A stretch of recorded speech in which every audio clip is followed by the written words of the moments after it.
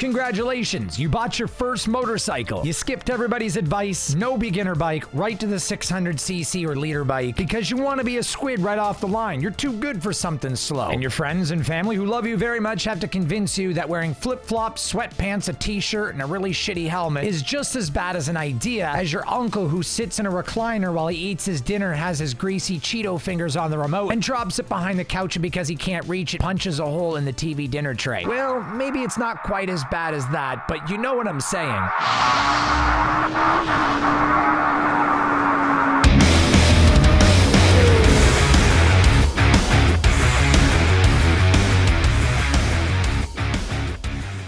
Today I want to talk about 7 important things that a beginner motorcyclist will overlook when buying their first motorcycle. 7 things you're definitely going to need. Before we get into today's video, be sure to subscribe, tap the bell, and check me out on all socials. Driveway Demons, be sure to check out my gaming channel, Acrylics the One and Only, and get your Driveway Demons exclusive merchandise at acrylics.com right there on the screen. Acrylics, the one and only.com. The first thing I want to talk about today that beginners will overlook, and that is compression layers.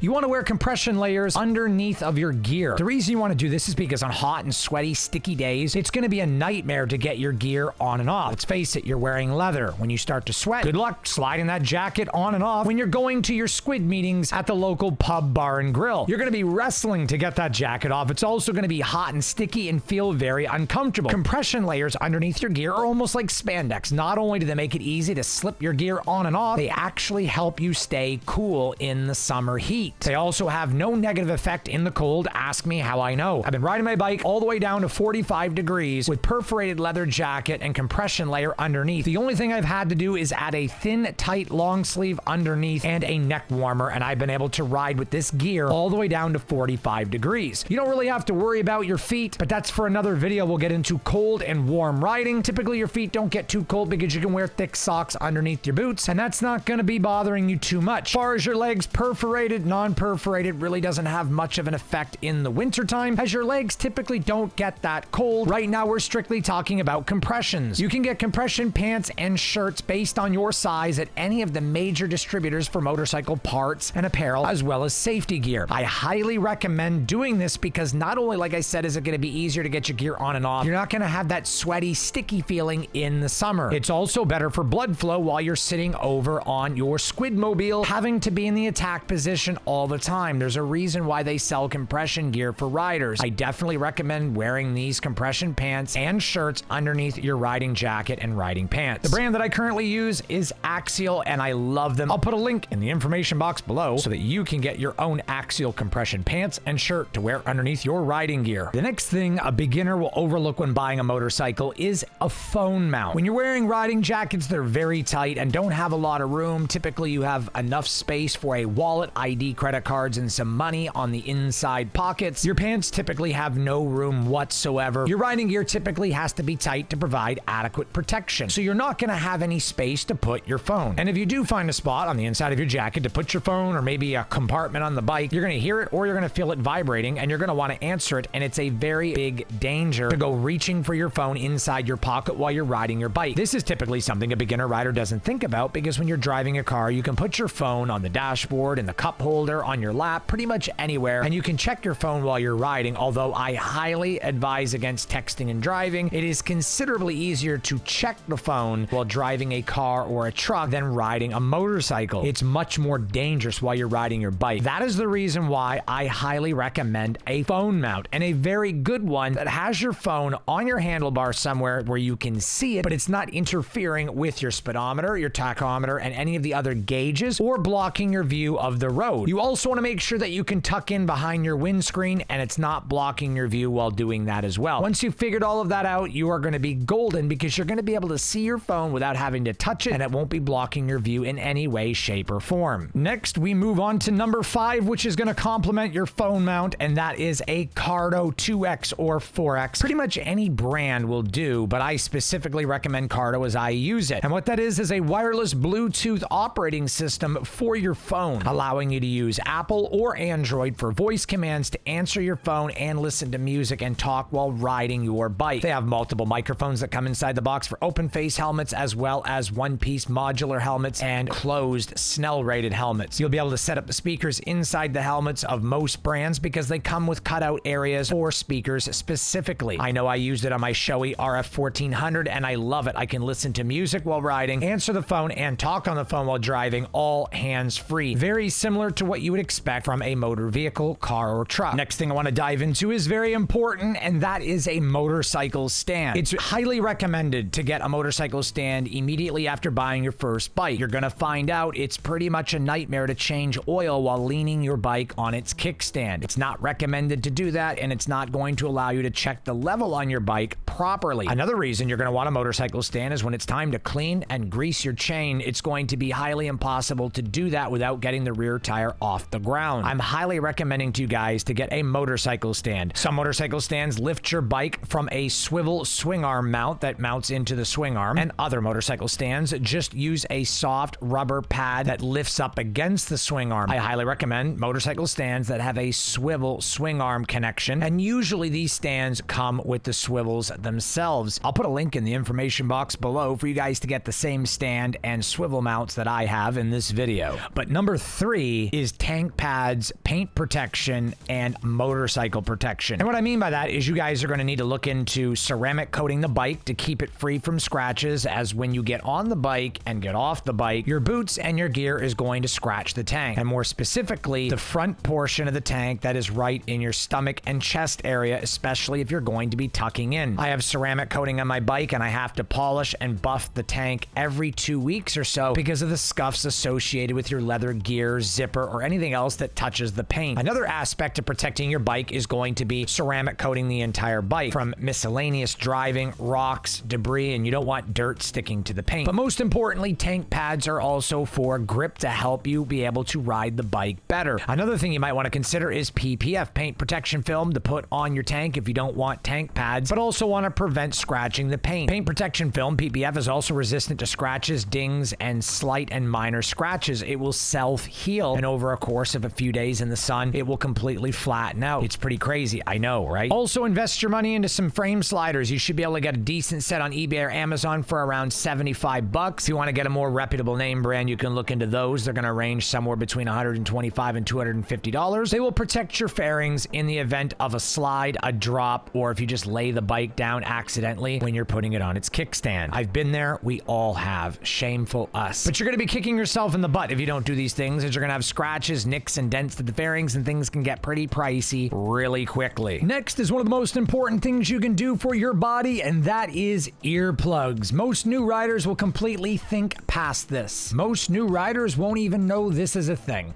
I highly recommend getting no noise motorcycle rider earplugs. They are made in Germany and very high quality. If you're wondering why you should be wearing earplugs, just think about any concert you may have been to in your entire life and you leave the concert and your ears are ringing. This is because you are damaging your eardrums. Trust me when I tell you guys, 5 to 10 minutes at 70 miles per hour and your ears are going to be suffering with the wind noise. It can actually damage your hearing, and long-term riding a motorcycle without earplugs can actually cause you to become deaf as you get older because of the severe damage it can cause to the ears. To put this in perspective, noise above 70 decibels over a prolonged period of time may start to damage your hearing. Loud noises above 120 decibels can cause immediate harm to your ears. So what does this mean? So let's put this into perspective. Your stock exhaust on your motorcycle is roughly about 88 decibels, which is 18 decibels over the 70 decibel limit, and it says over a prolonged period of time, meaning if you're riding your motorcycle all the time, even with a stock exhaust, that will damage your hearing. Another thing to consider is most aftermarket slip-ons are around 102 to 104 decibels, which is only 16 decibels below the 120 decibel limit that causes immediate harm to your ears. So while both exhaust systems, stock or aftermarket, are below the 120 decibel limits, in the long run, you're still going to damage your hearing. 70 decibels is not that loud. If you don't wear earplugs, you're going to eventually go deaf or have severe hearing loss. One or the other. It's inevitable. I highly recommend earplugs. They filter out all the unwanted frequencies, still allowing you to communicate on your Cardo, which I recommended earlier in this video, and talk to people on the phone. It filters out all the wind noise and all the loud frequencies that are really hurting your ears. So basically, these earplugs reduce all the higher end frequencies in such a fashion that it creates zero issue issues for you. You don't have to worry about hearing loss or wind noise, and you can still talk on your phone and listen to music. It's a win-win.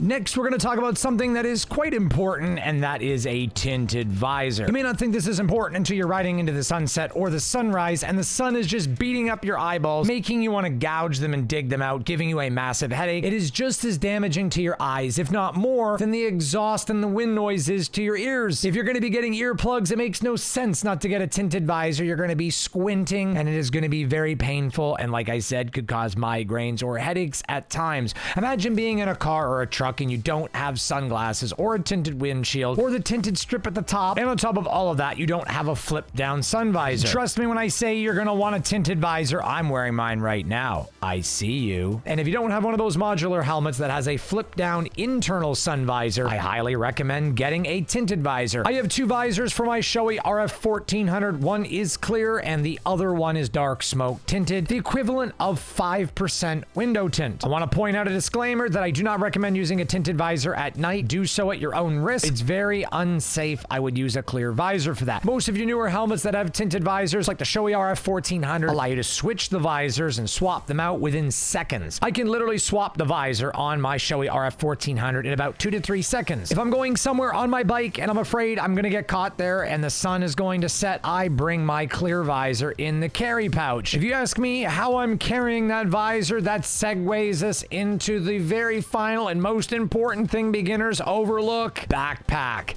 which is where I keep my visor. A backpack to me is the most important thing a beginner could overlook. The honest truth, I have not rode my motorcycle even one single time without my backpack. Everywhere I go, I have it with me. I would feel naked without that backpack. Whether I'm headed to Walmart, the grocery store, the hardware store, picking up little knickknacks, snacks, food, drinks, the 7-Eleven, it does not matter where I'm going. I would be naked without my backpack. In fact, I can't even imagine what it would be like to ride around without the backpack on. My backpack is not the biggest, yet somehow I've managed to get over $100 worth of groceries in that sucker so easily. I just can't imagine not having a backpack, and I highly recommend having an orange or a yellow, something bright like I'm wearing in the video here. This way you're seen and spotted better at nighttime or even during the day. Although certain areas in the world are really bright at nighttime, those are typically far and few between, like Tokyo or New York City, and it's not going to be very easy to spot a motorcycle, so you want to be as visible as possible, and I highly recommend getting a backpack that is very bright and easy to see. I have taken my motorcycle to the hardware store and picked up a garden hose. I've been to the grocery store and picked up over $100 in groceries. Sometimes I just run and get small little things, but I can tell you guys right now, out of all the things on this list, the one thing that I absolutely could not live without while riding my motorcycle is my backpack. It is money well spent and one of the most overlooked things by a beginner rider, and it is the #1 thing on my list. You absolutely need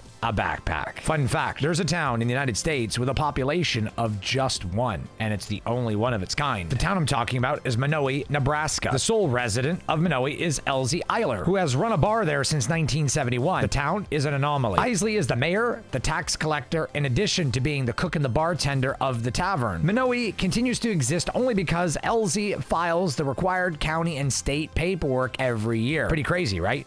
Goodbye.